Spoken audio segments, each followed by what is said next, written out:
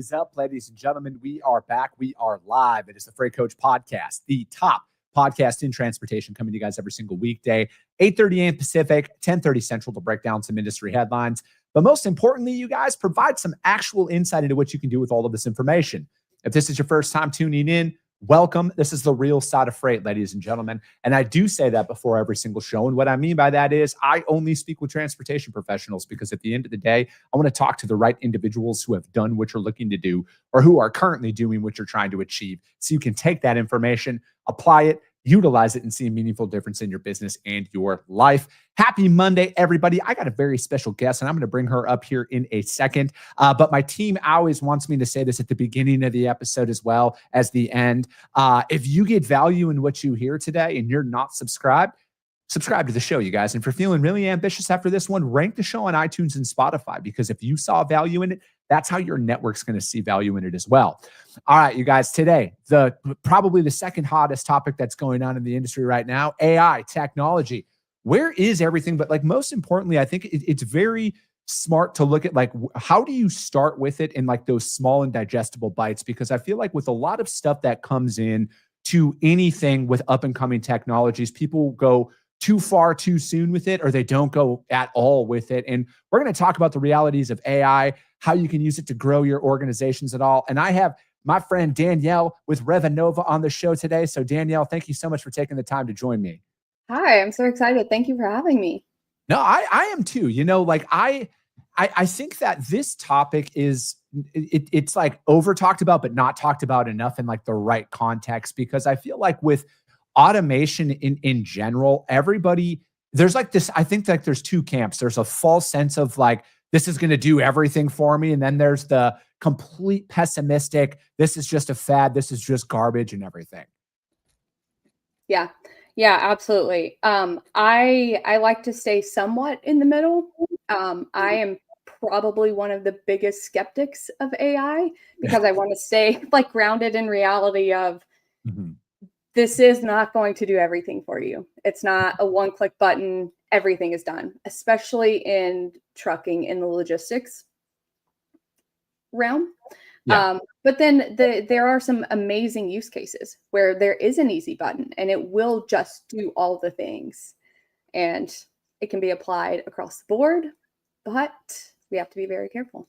Yeah. I'm right there with you, right? Like I look at it. So I'm taking it from the standpoint that, you know, as somebody who's growing and scaling an operation, right? Like we've been in business now for 3 years. We had a complete cold start, right? Like zero customers, nothing. We started from scratch. And, you know, the reality is when you're bootstrapping a business, it's very challenging to get traction in that business. And then you reach a point where you have freight, you have customers, but then like you need to hire, you start to see those operational inefficiencies really start to rear their ugly face. And that's one place we are. Like I actually just demoed Artemis last week with your guys' team, because that we've reached a spot where we have an operational bottleneck where we're able to move the freight that we have right now at a high level. But once other things start to happen, like one of us can't be selling, you know what I mean? Like there's a lot of those little things, and you can't ever take your foot off the gas. And I think that's what really starts to block a lot of people in businesses, is they stop selling because they want to service their current customers, which rightfully so, you worked really hard to get them. But then you're sitting there and you're like, that mountain just keeps on getting bigger and bigger in front of you, because you're like, how do I continue to operate and grow? And then you throw hiring people in on top of that. Yeah, absolutely. And I think with Artemis, Revanova's AI agent, we've personified him and given him a name. He is Artemis. I think we've done an excellent job at applying AI in the places where it makes the most sense. I really struggle with, you mentioned customer service. I really struggle with the idea that if I'm a broker, shipper, I have landed a brand new customer and I have talked to them. I've nurtured that account for months, maybe weeks, maybe years. Now that I've landed them, I'm going to push them off on the AI bot to talk to them every time they call, every time they email. And so with Artemis, we haven't done that, but we've taken out the other pieces that you mentioned. The operational, the load building, the check calls, the, hey, I need documents, Mr. Driver, you haven't sent them to us yet. So being able to pull in those more tedious tasks that don't necessarily require the relationship, our industry is based on relationships. I never want that to go away, ever, in the transportation industry. But being able to apply AI for load building. I know a lot of freight brokers, I've heard from many of them that the requests for quotes come into emails all day long. How many of those can one person realistically get to, or how many of those are falling away? And that's where we can apply Artemis. Emails come in, they go straight to Artemis. Artemis builds the loads, begins to generate those quotes. We can send them back to the customer or prospect. And then all of that's automated rather than a constant, I'm on the phone with the customer. Now I have to go do this. Now someone else is calling. Yeah. No, that's one place where like we have like literally found ourselves, Danielle, right? Like we are like this perfect use case scenario, because we want to automate, but like I want to, because like as a broker, and I've said this for years, like 90% of my day should be automated, right? Like I shouldn't be manually building loads. I shouldn't be doing a lot of stuff that comes along with it. But the 10% that should never be automated from my standpoint is the carrier experience and the customer experience. I want them to always know that they're talking to a real person, and a real person is standing up. And, there's a bunch of schools of thoughts, but like, I'm not here to sell anybody anything other than like how I am going to be doing something for the next 10 years, right? Like regardless of what advancements happen in AI, I want to personalize that experience. And I feel like at some point in time, that will become a competitive advantage. It's going to be those individuals that worked in a pre-AI market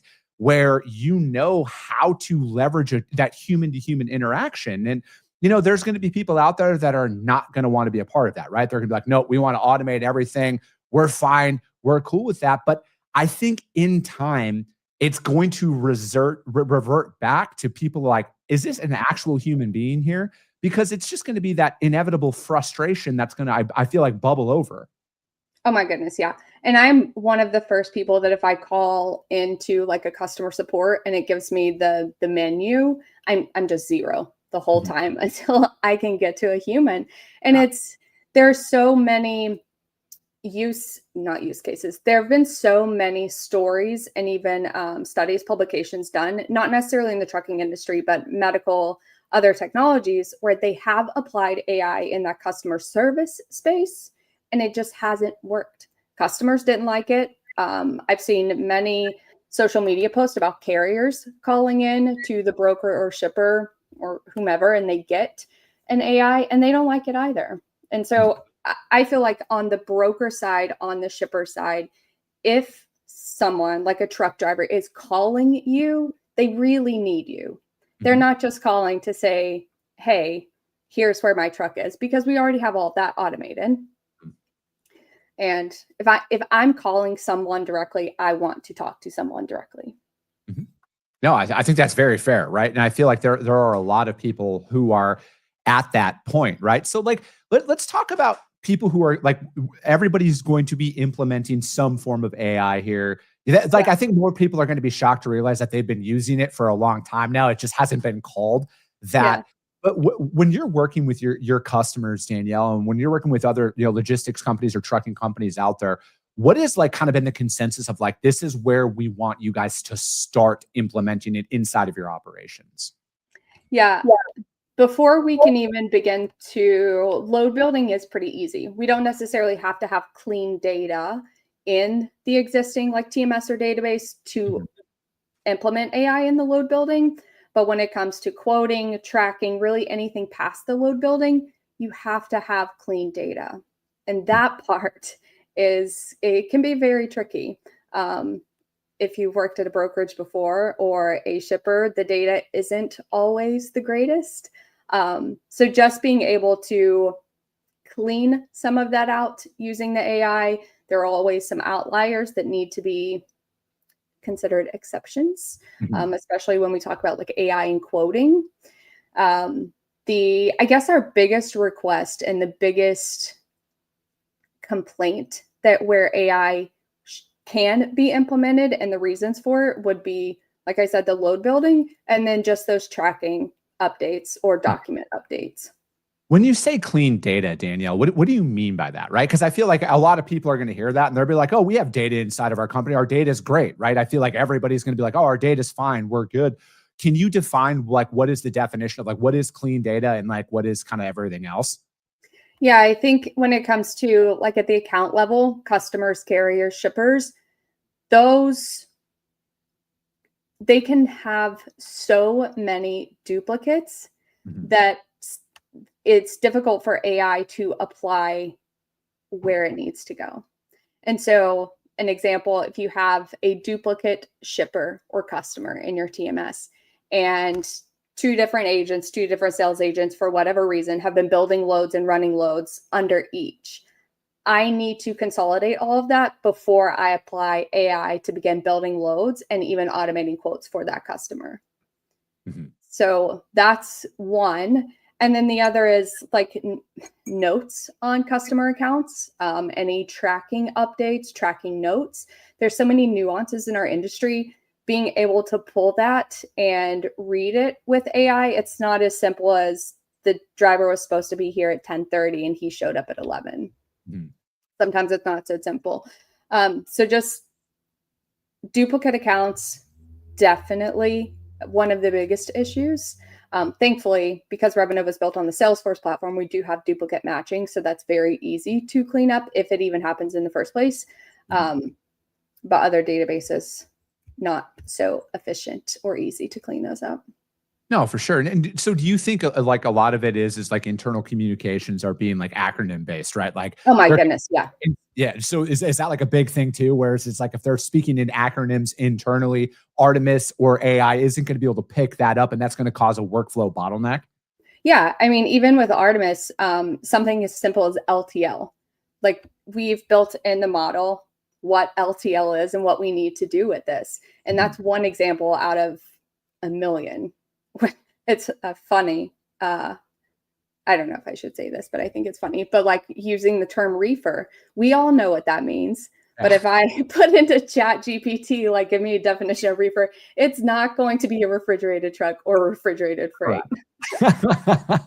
No, it's it's very true, right? And I think like that's why when you're going out, at least for us inside of our organization and when we're building this out and we're looking to have AI and everything and a lot of tech automated before we grow and scale is like Angelo, who's my business partner, him and I are like, hey, let's do this now when it's just the two of us as we're growing, because we feel like it'd be a lot easier for us to work this through now and then have it ready for when we start hiring and scaling. Because I don't look at this as this is going to be a way for us to not hire people. On the contrary, I hope I have 10,000 employees one day and they're all matched up with top tier technology, because I'll say this again for the 80,000th time on this show, my people will never have cap commissions. They will be able to make as much money as they possibly want to make out there, but they're going to be paired with the right tech to amplify their outputs, right? And that's the way that I will always view technology inside of this is like, I'm only one individual. I'm like, how can I break the tech in the sense of like, how much freight can I do as one person in a day? And that's what I want to see. And I want to iron out all of this stuff before we're at like critical mass inside of our organization. And we're just so at, wit's end with everything. We're just like throwing, essentially duct tape on everything to keep the water from caving in. Oh my goodness. Yeah. And that's one thing that I've continually said about AI, especially in the freight brokerage place. I don't think it's here to replace brokers. I don't think that will ever happen. Again, because our industry is truly built on relationships and that human to human contact and communication, AI is not going to replace that. AI can enable our freight brokers, customer or carrier tracking teams, sales agents to do more work and make their jobs easier. But replacing the brokers, replacing anyone in the office, I don't want to see that happen. Yeah. No, I'm right there with you, right? Like, I don't want anybody to lose their job over anything, but I look at it as it's going to be a straight up competitive advantage here. Absolutely. At the end of the day, right? Like I view what we're doing is like we're essentially we're a hospitality company that just happens to move freight at the end of the day, because like I got to keep my customers happy, my carriers happy, shippers, receivers, whoever is not associated with that transaction. And I feel like this is where AI operationally is going to help us really level up our game out there, because when you're, say you're working with one shipper out there and you're going to 7 different receivers. Your shipper is your customer. You're going to 7 different receivers. All 7 receivers could have different requirements, right? Yep. How are you as a solo operator or a startup going to remember all of that stuff, right? It's taxing. And because if anybody out there who's listening to this is anything like me, I don't write shit down. All right. I have it all in my head, but I don't write anything down. Thank God I have a business partner who loves to write SOPs and training documents where we can put all of that stuff down there. But I look at it is that's where that competitive advantage is really going to come in, because price, I know everybody's going to sit here and be like, oh, price is the most important factor. It's not. Maybe in the first 10 shipments with a new account, you could say price is pretty important. But after a while, your ability to execute and service them will always supersede anything you quote them. Now, no, that does not mean you can make $1,000 extra a load, but they can justify the additional money that they're paying you because of the operational excellence that you can deliver to their customers. And that's one of those things where I feel like this is where AI is really going to help button up a lot of people's organizations. And that's going to be a complete competitive advantage out there. Oh my goodness. Yeah. And you just mentioned something that goes back to the clean data. In our industry, there are thousands of people just like you. You have so much knowledge, tribal knowledge in your head that doesn't go down on a piece of paper that I can't feed your brain into AI. Yep. And so there has to be that SOP. There has to be, what does the shipper want? What does the shipper need? What does this carrier want? What does this carrier need before AI can do anything with it? Yeah, no, I'm right there with you. And so, like, Danielle, what are some of these things that you've seen companies apply early on where you kind of call it like an aha moment where like, hey, this is doing what I did not think it was going to be able to do when we first started out? Yeah, I'm going to go back to the load building, because I was even skeptical of what we could do with it at Revenova and Artemis. Being able to take an email that is I've done the like craziest combinations through emails and testing and demoing Artemis, but just being able to take an email from the customer, not in the way that we would tell a TMS how to build it. Just, hey, I need 4 loads going from point A to point B. Here's the appointment times, or maybe not appointment times. Yeah. Here's what we're shipping. Here's when we need it to be picked up and get it there. And Artemis takes that in that natural language and processes it into a load in the TMS without anyone having to touch it, except the shipper, of course, that's sending it in. But that in itself, one load going from 30 seconds or more to build it, from coming straight into my inbox, straight to Artemis, and it just being done, that's huge. Mm-hmm. No, and it's such a change in behavior too. You're talking about bringing in or getting all of this done and then beginning to scale and bring it in. Whereas we do have, as you know, established brokerages that are huge, hundreds of people. And now they're bringing in the AI, and it is a change of behavior. It is everyone with change of behavior. They don't always trust what's coming or the new technologies. So just being able to show them and tell them, hey, here's what this can do for you. Please use it. That's change of behavior is huge, but the load building.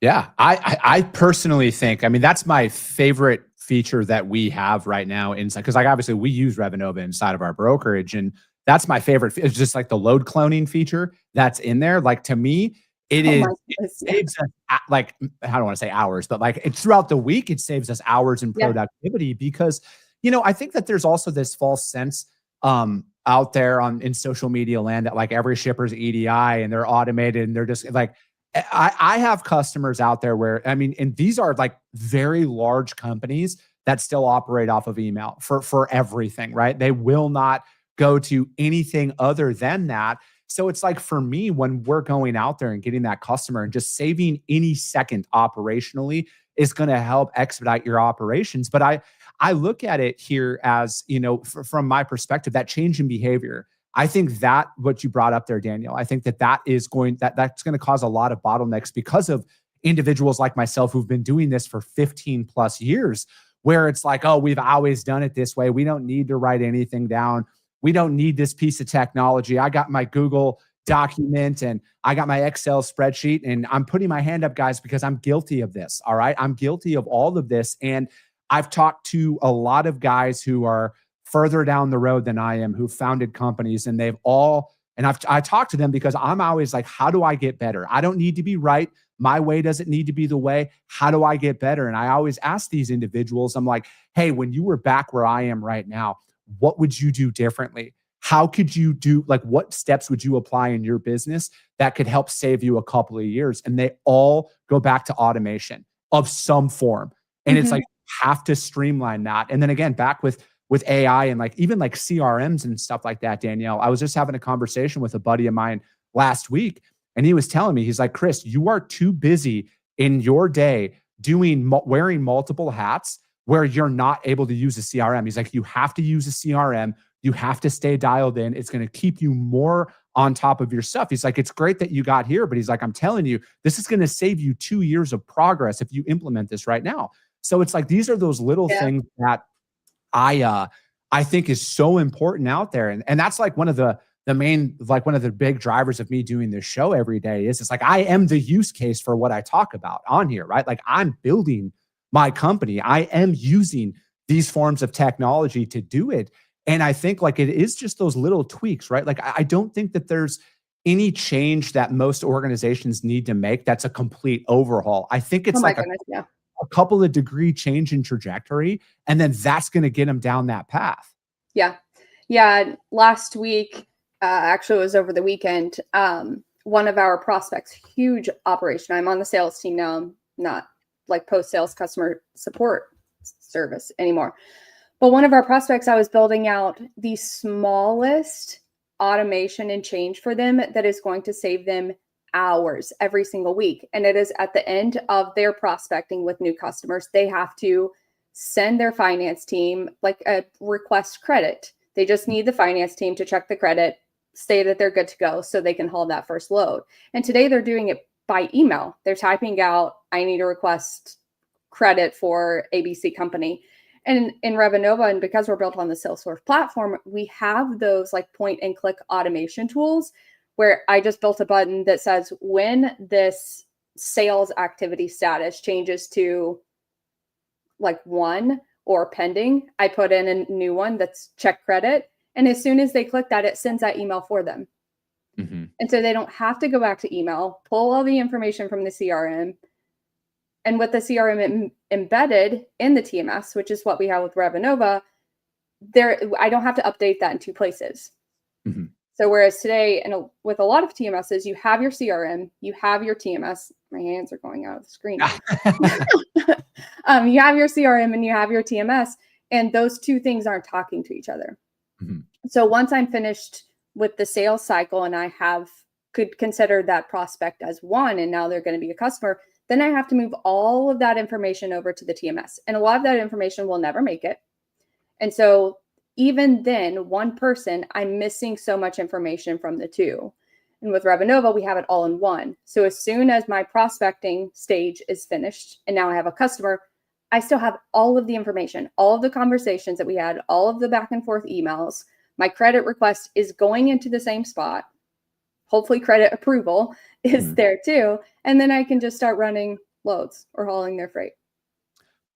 I'm hearing a lot of what you're saying there, Danielle. This is just kind of coming to top of mind. How much redundancies have you guys uncovered in people's organizations that it's like, because I feel like there's, from my seat, we get so ingrained in our day-to-day and our internal systems that, again, back to one of your earlier points, you don't think about any other way because this way's working for you. And when you're in that mentality, and I'm guilty of that, you don't look for a more efficient way that comes along with it. So is redundancies a very glaring thing when you guys are going through, like when you're talking about integration and implementation of this inside of your guys' customers' organizations?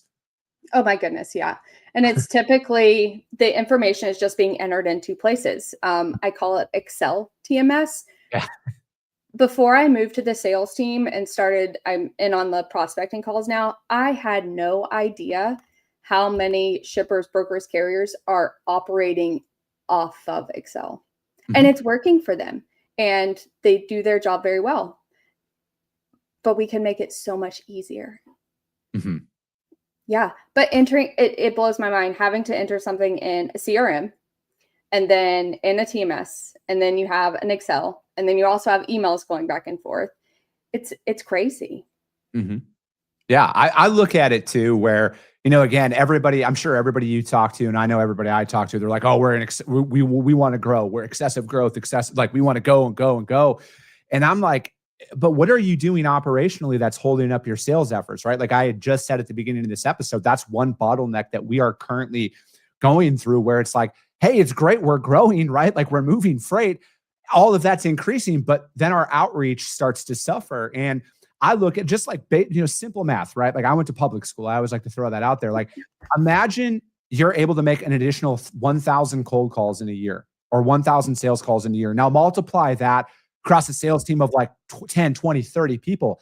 What is that conversion that can come along with it? And then what new business can you uncover? And those are those things that I love the most about where technology is right now is again, I want to see how much can I do in a day? How much more efficient can I get? How much better can I service my customers? Because operating in reality like I do, it is extremely competitive to build Mhm. any business across any industry, let alone in one that is transportation right now, where the market has been kind of drudging along the bottom there for as long as it has. But like, you got to look at ways. How do you just differentiate yourself? How can you make a little bit more effort? And that's what I'm most excited about with tech and where things are right now. And from your seat, I love that you have came out and said that you're a skeptic about all of this stuff at first. What are you seeing now, Danielle, that you're the most excited about with AI inside of freight? The most excited about. Um, Everything going through my head is what I'm not excited about. Which makes sense. And so all the things that I'm not excited about are those things that take out the human element in the relationship with freight. Mhm. And so everything that doesn't do that makes me very excited. I Mhm. know we've talked about load building 50 times in the past 27 minutes, but load building, automating your check calls, automating a credit request going out instead of spending time doing that. Anything that can take that tedious manual work off your plate so you can answer the call, you can make those cold calls and create or form a new relationship. That is what I'm excited about. Taking things off of the plate of the broker or the sales rep, the customer like tracking agent, carrier tracking agent, anything off of their plate where they're not just sitting there typing all day, where they can get on the phone, talk to the carrier, talk to the shipper. I think anything that does that is absolutely amazing. Yeah, for me personally, it's to be able to, I think this is going to level the playing field with a lot of small businesses. They're going to be able to pack a lot larger punch out there in the market and operate like a 3, 4, $500 million organization with a shoestring staff. And Yeah. that is what I'm the most excited about, because I think that, like I'm living the American dream from my perspective. And with technology, it's going to help me expedite that and then really level that playing field where it's like, now, you know what? We don't need to do the old school, hire 50 people and hope to work out. We're going to be able to hire the right 2 people right Yeah. away and match them with the right technology so we can go out there and move more freight. And that's all I like to do at the end of the day. I just like freight and going out there and like, how can we increase this stuff? So Yeah.